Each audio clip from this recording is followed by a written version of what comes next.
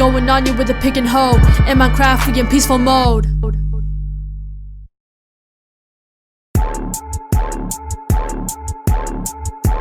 Hey everyone, it's your favorite funny Minecrafter here, SpeedCube64, and in this video, I became the first person ever to beat Minecraft 1.2 entirely on peaceful mode. Now you might be wondering, what's so special about doing this? After all, plenty of people have beaten the game on peaceful mode in newer versions, so what's the big deal?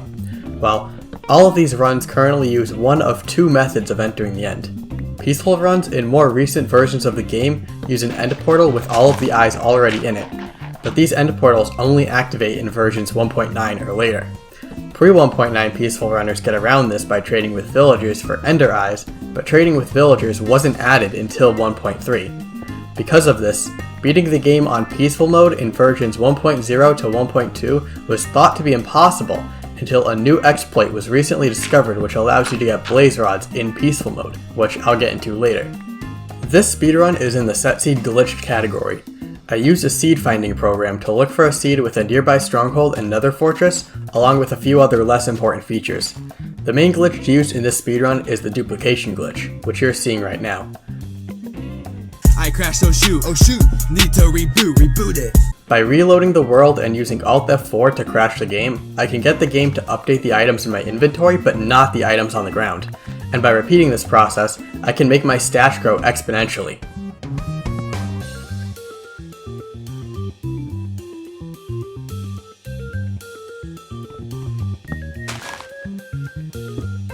The first thing I do after getting some basic supplies is killing animals to gain experience.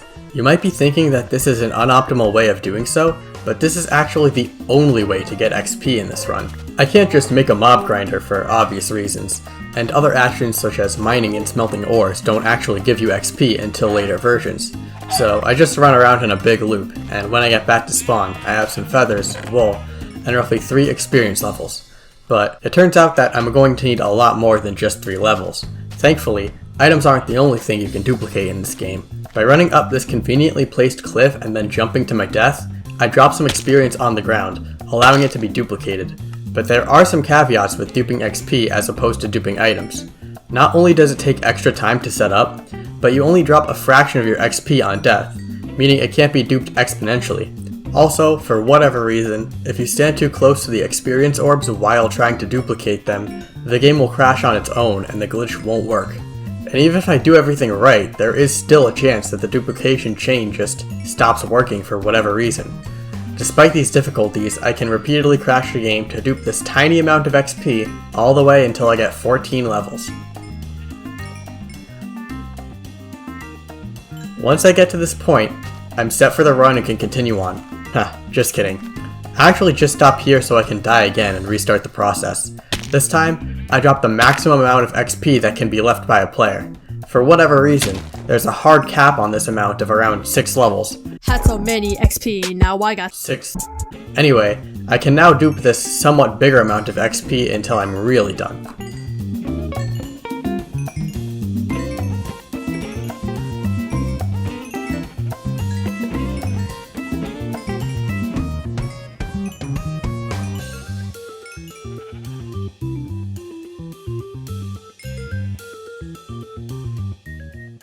Did you really think I was going to stop at 30 levels?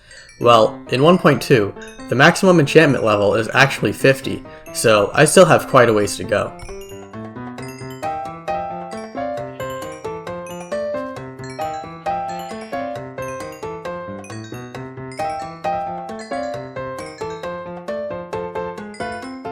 Alright, I hope you enjoyed watching that as much as I enjoyed editing it. Anyway, with 47 levels, I can finally make my way to the stronghold and get some more supplies.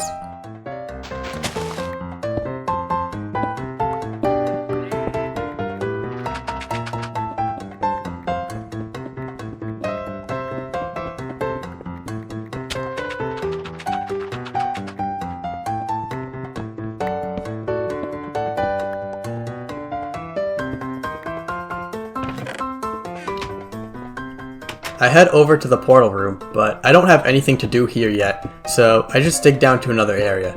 I get some iron from this dungeon, then I get a bucket of water and continue duping items.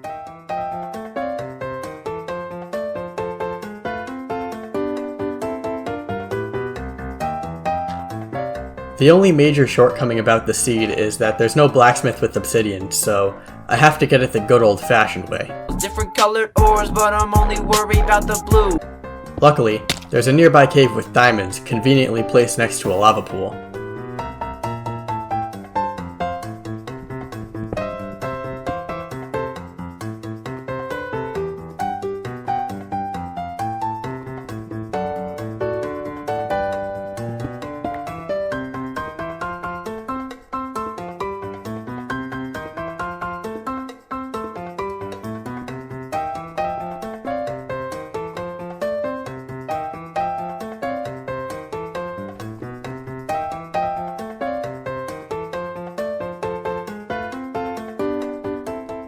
Now it's finally time for enchanting.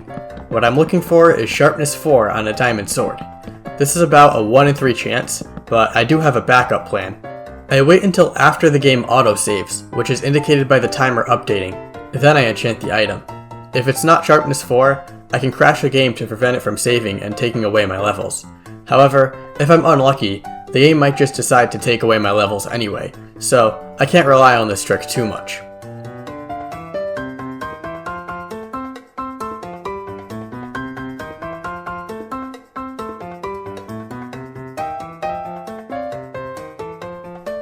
On the third try of enchanting, I get what I need, and now I can move on to the nether.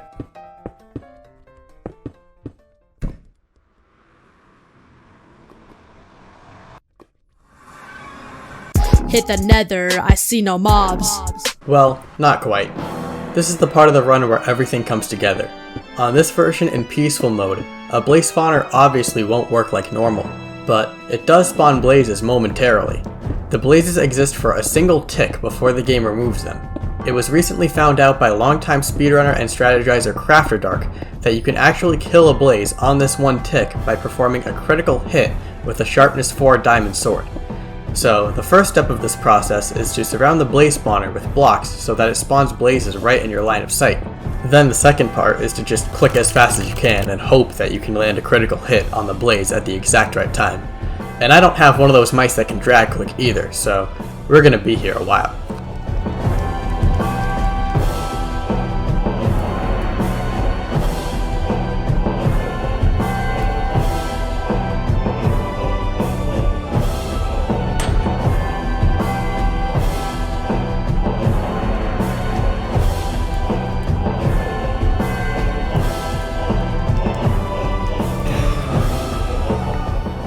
Once I finally get my blaze rod, all I need to do is duplicate it, and then I'll be ready to enter the end.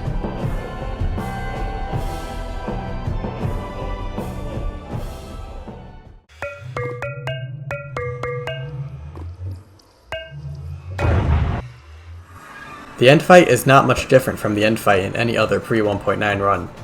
The only real difference is that the timing for bed hits seems to be a bit more strict. Either that, or I'm just rusty when it comes to pre-1.9 end fights. I think now is an appropriate time to discuss the possibility of doing this run with a random seed or without glitches. Assuming the trick to get blaze rods on peaceful doesn't count as a glitchless run would be completely doable, but very frustrating.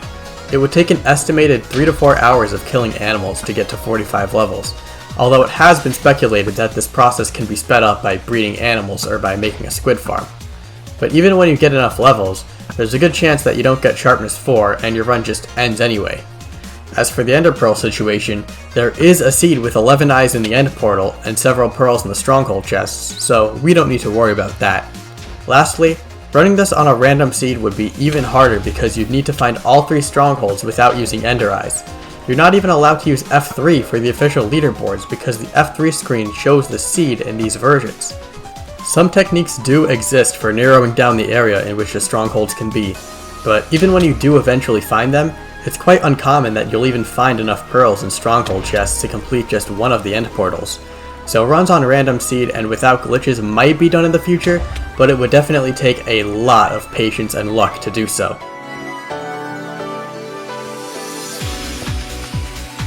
This mode way too easy, beat the dragon, get the loot. With that final hit to the dragon, I've done the impossible. Albeit with a set seed and glitches, I've beaten Minecraft 1.2 on peaceful mode with a final time of 22 minutes and 10 seconds.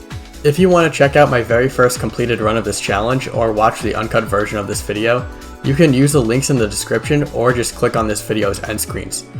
Thanks for watching, and as always, stay speedy. Peace.